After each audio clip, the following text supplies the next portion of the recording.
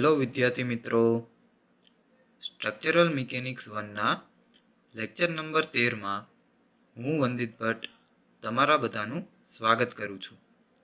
મિત્રો, આપણે chapter number 3 moment of ઇનર્શિયાના ફંડામેન્ટલ થિયરીનો અભ્યાસ કર્યા બાદ અત્યારે આપણે મોમેન્ટ ઓફ ઇનર્શિયાના એક્ઝામ્પલની ગણતરી કેવી રીતે કરવી તેના વિશેની માહિતી મેળવીએ છીએ. આ લેક્ચરમાં આપણે ફરી એક વખત એક આઈ સેક્શનનું એક્ઝામ્પલ લઈ અને તેના આધારે આઈ એક્સએક્સ એટલે કે x axis about moment of inertia કેવી રીતે ફાઇન્ડ કરવી તેમજ y axis about moment of inertia કેવી રીતે ફાઇન્ડ કરવી તેના વિશેની માહિતી મેળવીશું. આપણે પ્રીવિયસ બે લેક્ચરની અંદર જે એક્ઝામ્પલની ગણતરી જોઈ તેમાં સૌથી પહેલા આપણે એક ટી સેક્શન વિશે વાત કરેલી હતી કે જેમાં એક ફ્લેંજ અને એક વેબના ડાયમેન્શન્સ આપેલા હતા. આ ડાયમેન્શન્સના આધારે આપણે એના આઈ એક્સએક્સ એટલે કે x axis about moment of inertia find કરેલી હતી તેમજ y axis about moment of inertia I y find કરેલી હતી. તો હવે એના પછીના જે એક્ઝામ્પલ હતો ત્યારે આઈ સેક્શન જોયેલો હતો જેમાં ટોપ અને બોટમ ફ્લેંજ એટલે કે ઉપરની ફ્લેંજ અને નીચેની ફ્લેંજ બંનેના ડાયમેન્શન્સ એક સરખા આપેલા હતા જેથી તેના એક્સ એક્સિસના સિમેટ્રી હતું અને વાય એક્સિસને સિમેટ્રી હતું. તેવી રીતે આજે આપણે એક આઈ સેક્શનના માપ એટલે કે ડાયમેન્શન્સ આપેલા હશે પરંતુ તે થોડુંક ડિફરન્ટ વેની અંદર એક્સપ્લેન કરવાનું થશે. થોડાક ફંડામેન્ટલની અંદર ચેન્જીસ થશે.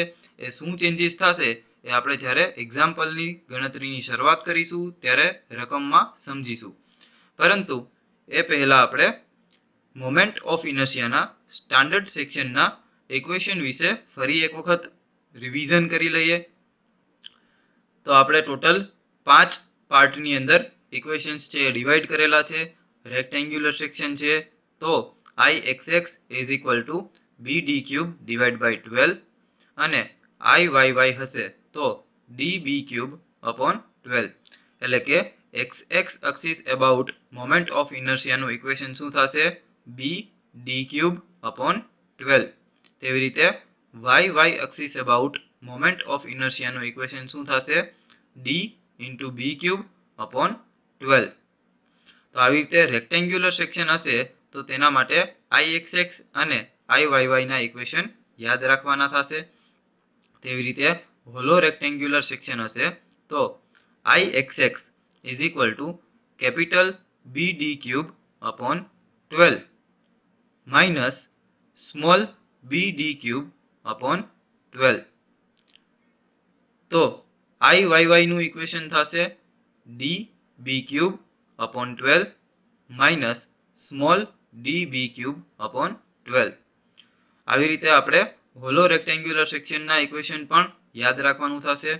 અહીંયા આપણે સ્મોલ bd ક્યુબ જે માઇનસ કરીએ છીએ એનો એક જ મતલબ થશે કે આઉટર સરફેસમાંથી ઇનર સરફેસના ડાયમેન્શન્સ છે એ બાદ કરીશું તો હોલો પાર્ટ એટલે કે વચ્ચેનો જે પોલાણવાળો પાર્ટ છે તેની આપણે મોમેન્ટ ઓફ ઇનર્શિયા જે ફાઇન્ડ નથી કરવાનું તો એ આપણે ડિડક્ટ કરી શકીએ.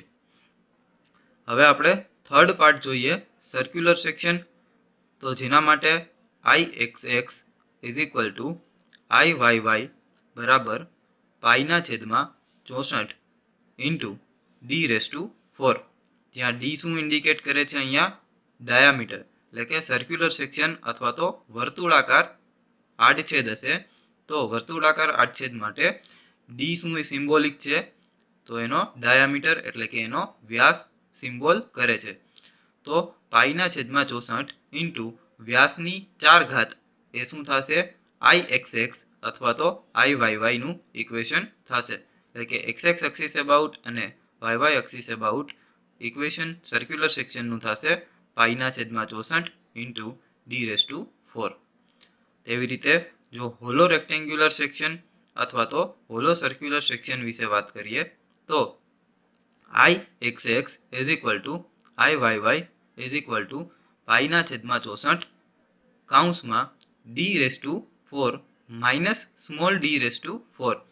અહીંયા પણ સેમ વસ્તુ થશે. જેવી રીતે હોલો રેક્ટેન્ગ્યુલર સેક્શનમાં ઇનર ડાયમેન્શન્સ બી અને ડી બાદ કરેલા હતા, તેવી રીતે અહીંયા શું થશે, સર્ક્યુલર સેક્શન એટલે કે વર્તુળાકાર સેક્શન છે, તો અંદરનો જે ડાયામીટર હશે એટલે કે અંદરનો વ્યાસ છે એ ઇન્ટરનલ સરફેસ છે એ બાદ કરીશું, તો આઉટર સરફેસ અને એની જે થિકનેસ વાળો પાર્ટ છે એટલાનું આપણને moment of inertia about xx axis અને અબાઉટ y એક્સિસ એટલે કે ix અને iy ની વેલ્યુ પાઈના છેદમાં 64 કૌંસમાં d⁴ માઇનસ સ્મોલ d⁴ મળી જશે.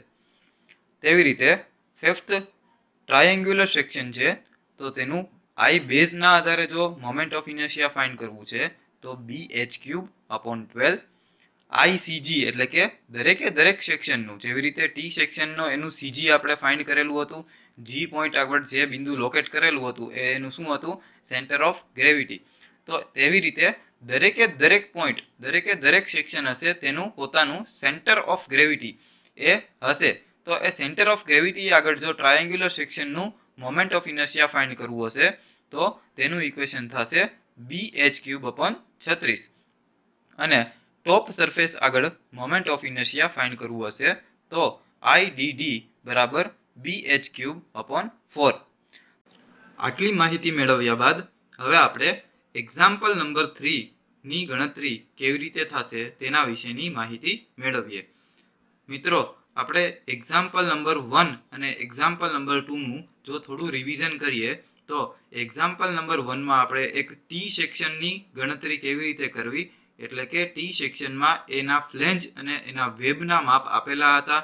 આ માપના આધારે આપણે Ixx ની ગણતરી કેવી રીતે કરવી અને Iyy ની ગણતરી કેવી રીતે કરવી તેના વિશેની આપણે માહિતી મેળવેલી હતી.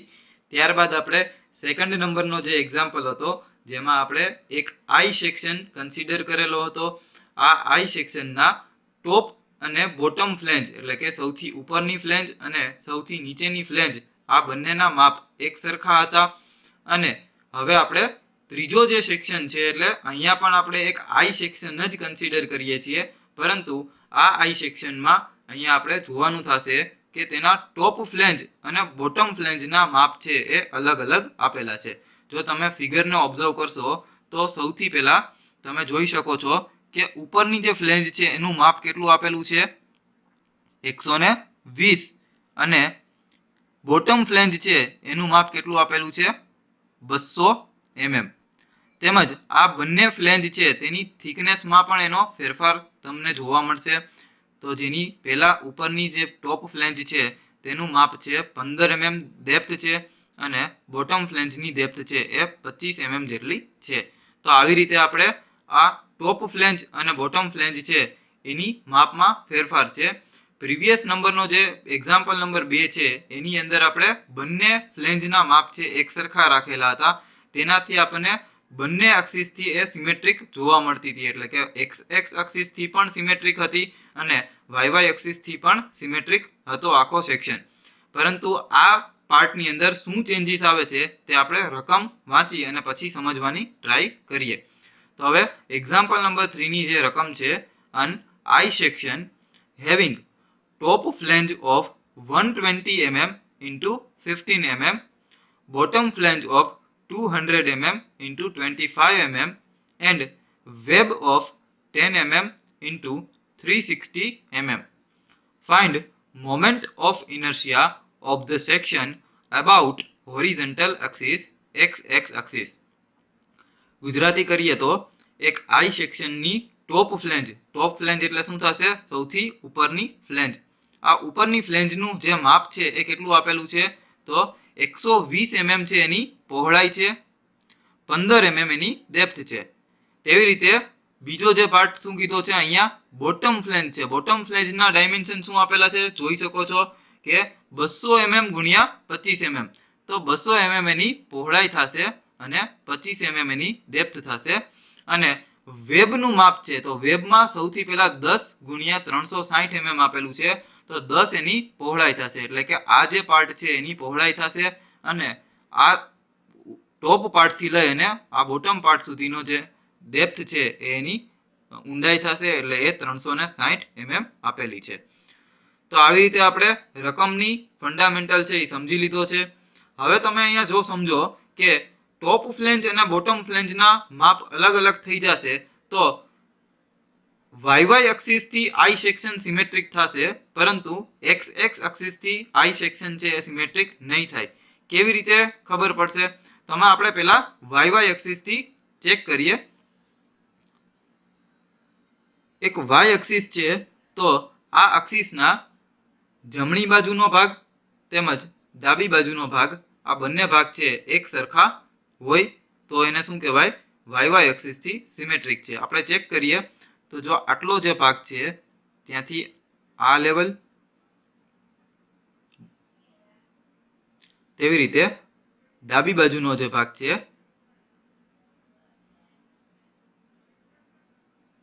તમે જોઈ શકો છો કે આટલો આખો ભાગ છે, ડાબી બાજુનો અને જમણી બાજુનો ભાગ બંને એક સરખા ભાગ છે. જેથી આપણે એવું સ્ટેટમેન્ટ આપી શકીએ કે આપેલો આઈ સેક્શન છે એ YY એક્સિસ થી સિમેટ્રિક છે, એટલે કે YY એક્સિસ થી બે સરખા ભાગ પાડે છે. પરંતુ જો તમે XX એક્સિસ થી ઓબ્ઝર્વ કરશો તો અહીંયા થોડોક ડિફરન્સ, જે પ્રીવિયસ સમની અંદર બંને એક્સિસ થી સરખા હતા, કેમ કે ટોપ અને બોટમ ફ્લેંજના માપ છે એ સરખા હતા. પરંતુ આ સમની અંદર શું થશે તો કે ટોપ ફ્લેંજનું માપ બોટમ ફ્લેંજના કરતા નાનું છે. તેથી XX એક્સિસ અબાઉટ છે સિમેટ્રિક નહીં થાય. કેવી રીતે? તમને જો જોઈ શકો છો કે આટલો જે ભાગ છે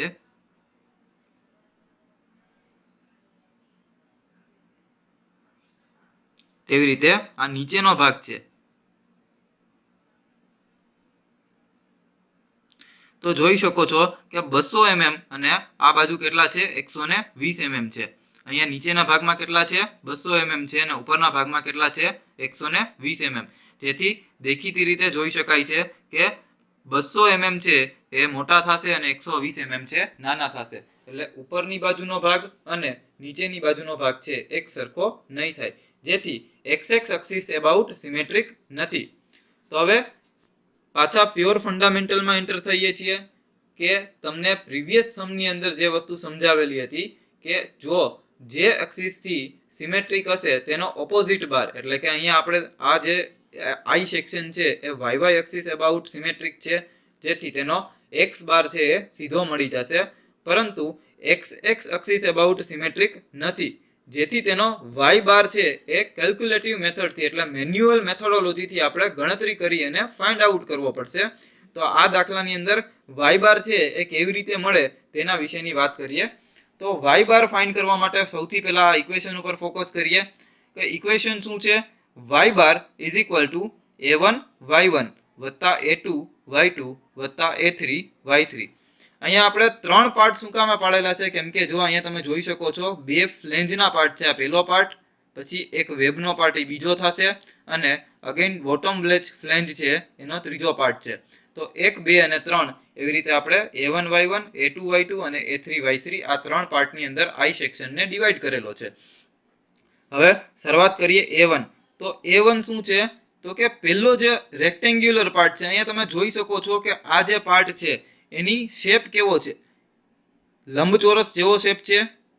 તો આ લંબચોરસ શેપ છે મતલબ એનો એરિયાનું ઇક્વેશન શું થશે? પહોળાઈ ગુણ્યા ઊંડાઈ. તો પહોળાઈની વેલ્યુ કેટલી છે? 120 અને ઊંડાઈ કેટલી છે?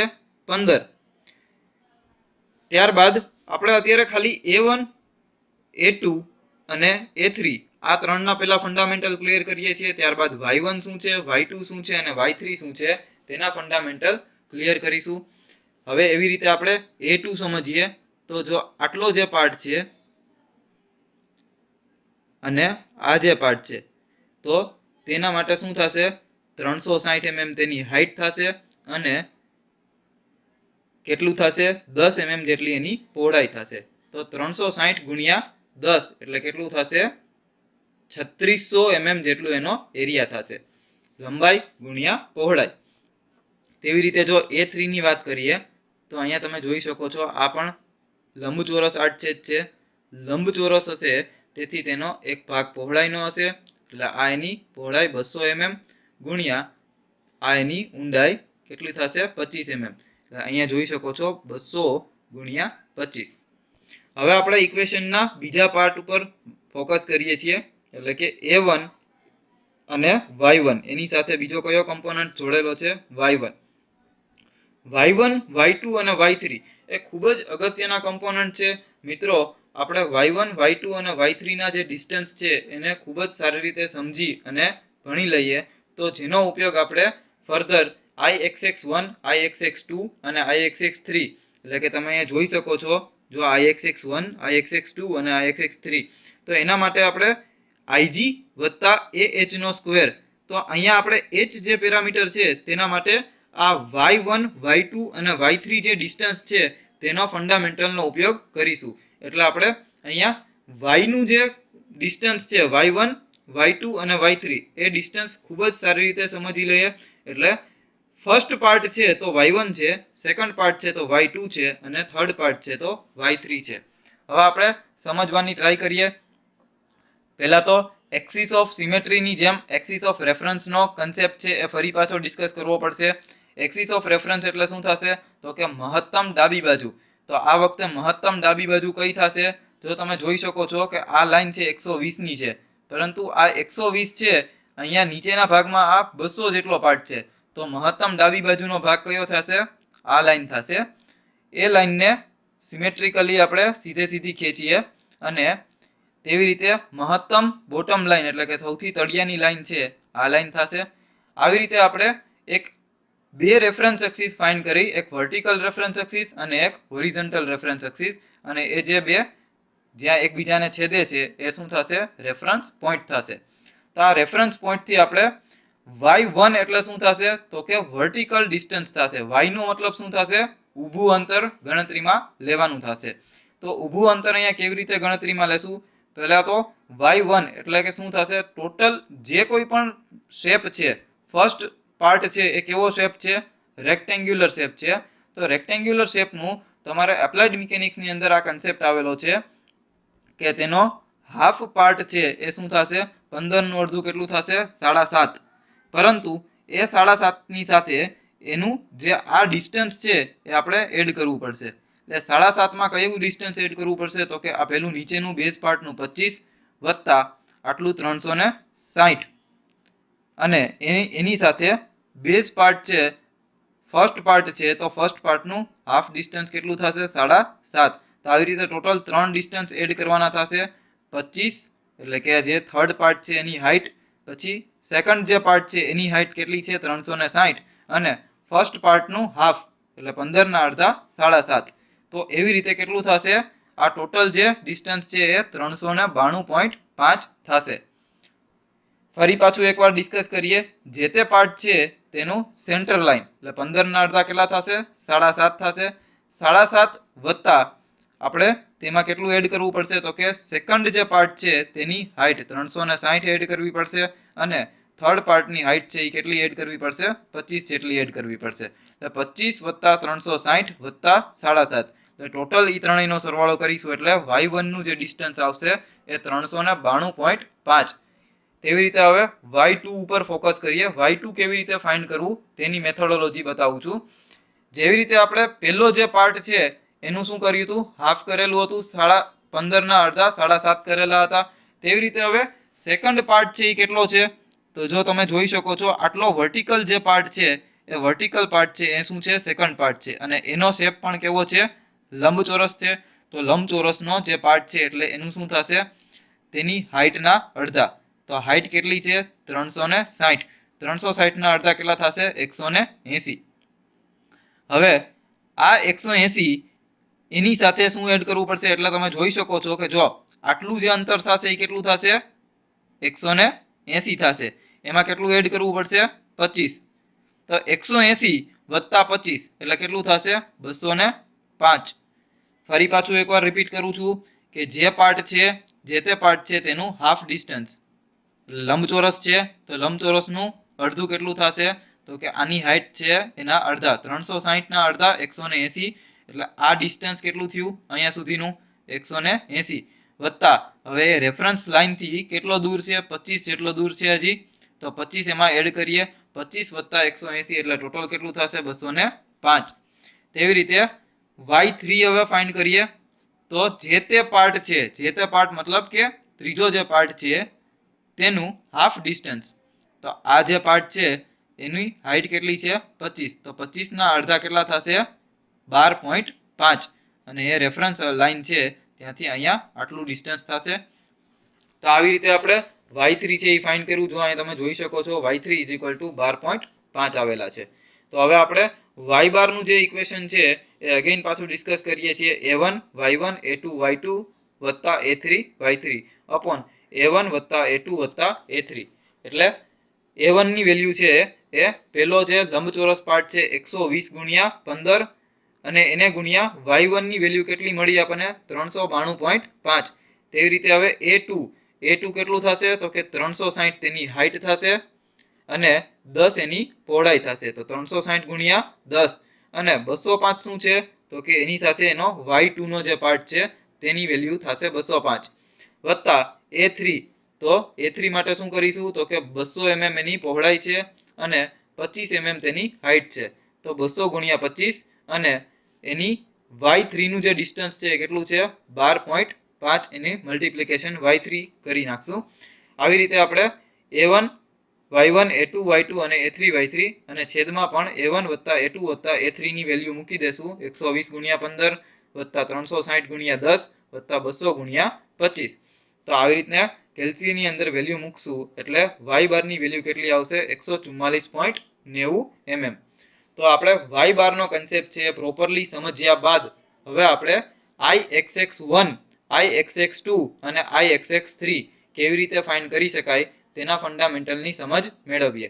અહીંયા ફરી પાછું એકવાર રિમેમ્બર કરાવું છું કે ત્રણ પાર્ટ છે તો ત્રણ ભાગની અંદર ડિવાઈડ કરવાનું થશે. એટલે કે ixx1 ixx2 અને ixx3 છે એ કેવી રીતે કરવાના તો જો આપણે વન પાર્ટ છે પછી આ સેકન્ડ પાર્ટ છે અને ત્રીજો પાર્ટ છે એટલે ત્રણ પાર્ટ કરવાના. સપોઝ જો ટી સેક્શન તમારી પાસે છે તો એની માટે શું આવશે માત્ર બે જ સેક્શન, એક ફ્લેંજ અને એક વેબ.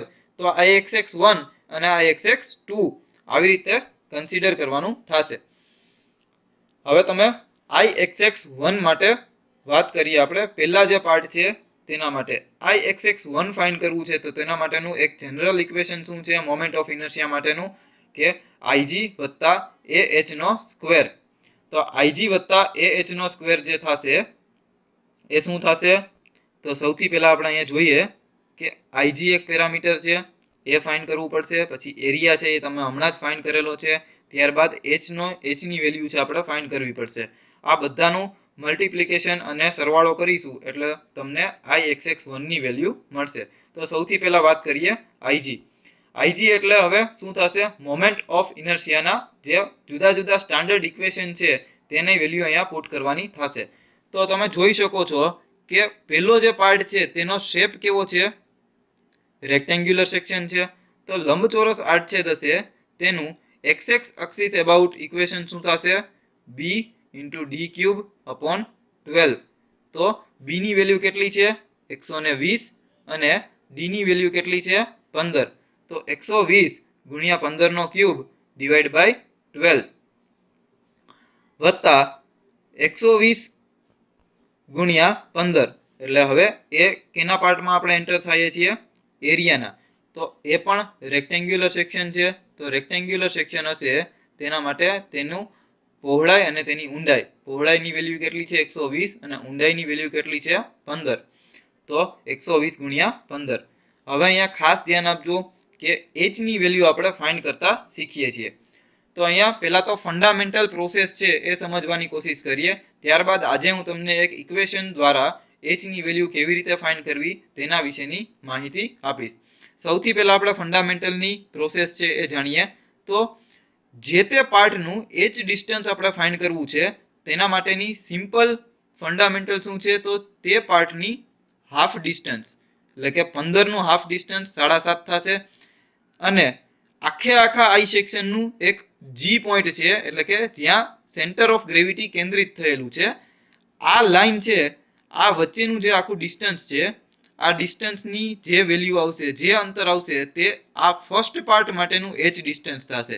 જો અહીંયા યાદ રાખજો કે સેકન્ડ પાર્ટ માટે h ની વેલ્યુ બદલાઈ જશે અને તેવી રીતે થર્ડ પાર્ટ માટે પણ h ની વેલ્યુ છે એ ચેન્જ થઈ જશે. માત્ર આ જે કન્ડિશન છે એ ફર્સ્ટ પાર્ટ માટે છે, એટલે કે જે તે પાર્ટનું સેન્ટર લાઈન અને આખા આઈ સેક્શનની સીજી ની માંથી પાસ થતી લાઈન છે તે બંને વચ્ચેનું ડિસ્ટન્સ છે એ h છે.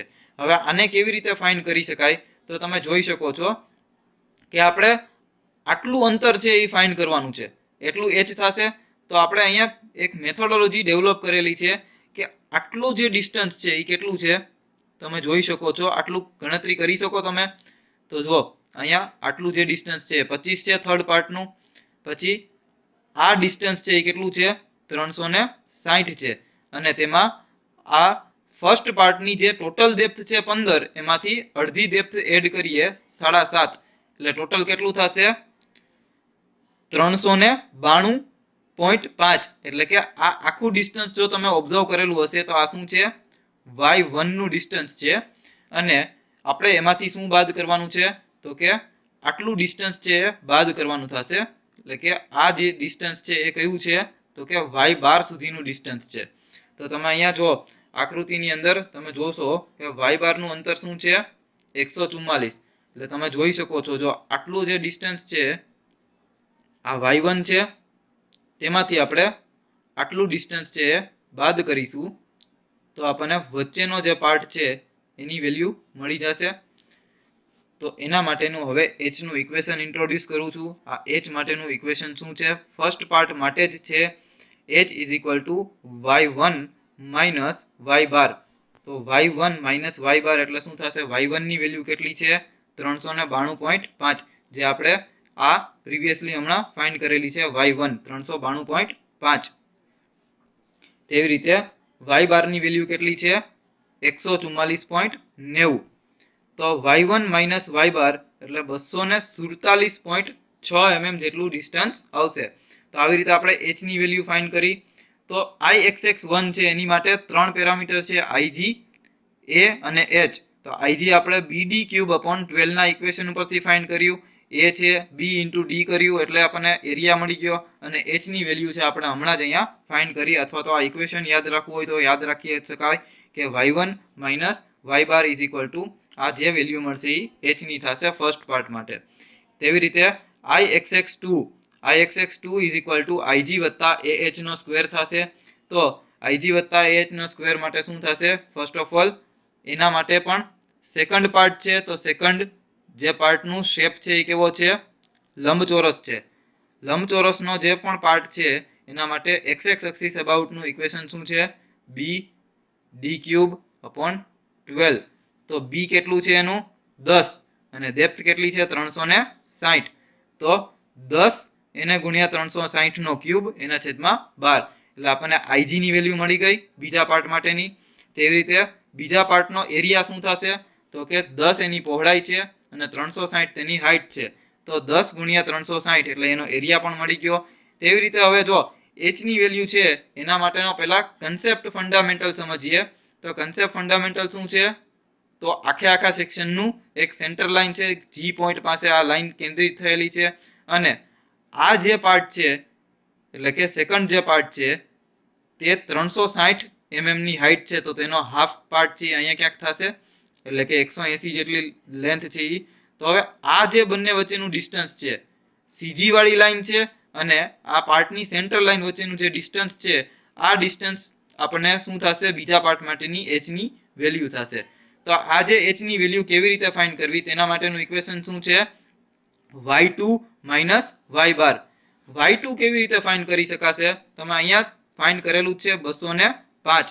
ફરી પાછું એકવાર ડિસ્કસ કરું છું કે ટોટલ જે આ જે પાર્ટ છે તેની આ 360 છે એનું અડધું કેટલું થશે 180.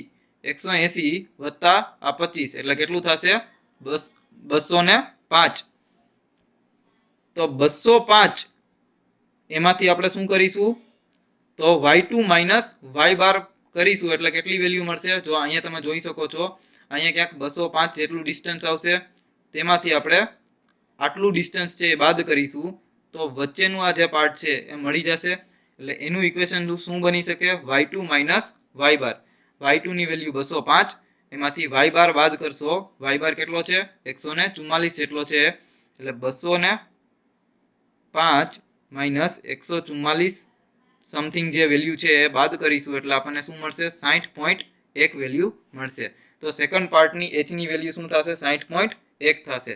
તો એને કેલ્સી માં મૂકશું એટલે 51.88 ગુણ્યા 10 ની 6 mm/4 વેલ્યુ આવશે. તેવી રીતે Ixx3, તો Ixx3 માં પણ સેમ વેલ્યુ છે Ig વત્તા Ah નો સ્ક્વેર. Ig ની વેલ્યુ શું થશે તો bd³/12. તો અહીંયા પણ આ જે થર્ડ પાર્ટ છે તેનો શેપ તમે કન્સિડર કરો કેવો છે, લંબચોરસ શેપ છે. લંબચોરસ શેપ માટે શું આવશે Ixx નું ઇક્વેશન bd³/12.